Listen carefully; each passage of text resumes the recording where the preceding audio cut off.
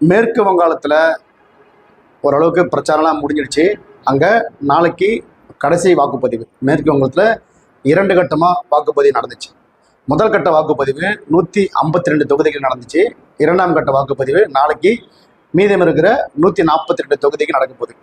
இதுக்காக பிரச்சாரம் அங்கே பயங்கர தீவிரமாக நடந்துச்சு. ஒரு பக்கம் மம்தா பானர்ஜி அவங்க சரௌண்ட்லையும், இன்னொரு பக்கம் பாரதிய ஜனதா கட்சி சார்பாக பிரதமர் மோடி, உள்துறை அமைச்சர் வந்துக்கிட்டு ஏராளமானவர் அங்கே முகாமிட்டு பிரச்சாரம் பண்ணாங்க. இதில் உள்துறை அமைச்சர் அமித்ஷா அவர்கள் கடந்த 2 வாரத்துக்கு மேலே அங்கேயே தங்கி பயங்கரமாக பிரச்சாரம் பண்ணிட்டு வராரு.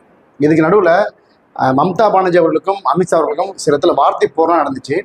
2 பேரும் தனித்தனியாக தான் பிரச்சாரம் பண்ணாங்க. ஆனாலும் அவங்க ஒன்று சொல்ல அதுக்கு இவர் ஒரு பதில் சொன்னார். அந்த மாதிரி தான் ஒரு இடத்துல மம்தா பானர்ஜி அவர்கள் பேசும்போது, நான் இந்த வீட்டு மகள், அதனால் எனக்கு தான் நீங்கள் வாக்கு கொடுக்கணும், ஆதரவு அளிக்கணும், அவங்களாம் வெளியிருந்து வந்தவங்க, டெல்லி கம்பெனி அப்படின்ற மாதிரி ஒரு விஷயத்த சொன்னாங்க.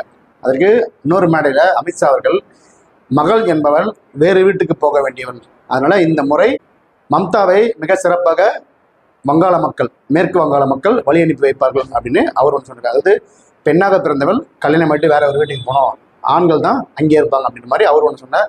இந்த வார்த்தை போர் தொடர்ந்து அவன் நடந்துகிட்டே இருக்கு. இதனோட தான் நேற்றோட அந்த பிரச்சனை முடிஞ்சுது. நாளைக்கு அங்கே மீதி இருக்கிற 142 தொகுதிகளுக்கு தேர்தல் நடக்க போகுது. இதில் இந்த டைமில் ஒரு 1500க்கும் மேற்பட்ட பிரச்சனை பண்ணக்கூடிய அடையாளம் காணப்பட்ட நபர்கள் வந்து கைது செய்யப்பட்டிருக்காங்க. அங்கே துணை இராணுவ படை பயங்கரமாக குவிக்கப்பட்டிருக்கு. மேற்கு வங்கத்தை பொறுத்த வரைக்கும் பார்த்தீங்கன்னா அங்கே எஸ்ஏஆர் சீர்திருத்தத்துக்கு பிறகு 1 கோடிக்கு மேலே வாக்காளர்கள் நீக்கப்பட்டிருக்காங்க. அதனால் அங்கே முதல் கட்ட தேர்தலில் கிட்டத்தட்ட 92% வாக்குகள் பதிவாச்சு.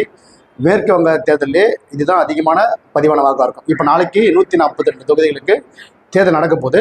இந்த 2ஐயும் கால்குலேட் பண்ணி நாளைக்கு எவ்வளோ ஓட்டு பதிவாகுதுன்றலாம் பார்த்து மொத்தமாக அங்கே எவ்வளோ வாக்குகள் பதிவாயிருக்குன்னு சொல்லுவாங்க. இப்போ மேற்கு வங்கத்தை பொறுத்த வரைக்கும் கடந்த 2-3 முறையாக மம்தா பானர்ஜி தான் ஆட்சியில் இருக்காரு. ஆனால் இந்த முறை அவங்களுக்கு அங்கே பாஜக கடுமையான சவால் கொடுக்கும் அப்படின்னு சொல்லப்படுது. அதே சமயம் பிரதமர் மோடி ஒரு பொதுக்கூட்டத்தில் பேசும்போது, இப்போது இது நான் வந்து கடைசியாக பிரச்சாரத்துக்கு வரேன், அடுத்த முறை நான் இங்கே வரும்போது பதவியேற்பு விழாவுக்கு வருவேன் அப்படின்னு சொல்லியிருக்காரு. அதாவது பாரதிய ஜனதா கட்சி ஆட்சி அமைக்கும், கண்டிப்பாக அந்த பதவியேற்பு விழாவில் நான் கலந்துக்குவேன் அப்படின்னு பிரதமர் மோடி அவர்கள் மிக ஆணித்தரமாக சொல்லியிருக்காரு. பார்ப்போம். மே 4 தமிழ்நாட்டுக்கும் சேர்த்து மேற்கு வங்கத்துக்கும் தேர்தல் முடிவுகள் வர உள்ளது. மே 4ஆம் தேதி யார் வீட்டுக்கு போவாங்க, யார் அந்த மாநிலத்தோட மகளாக இருப்பாங்கன்றதை 4ஆம் தேதி பதில் சொல்லும்.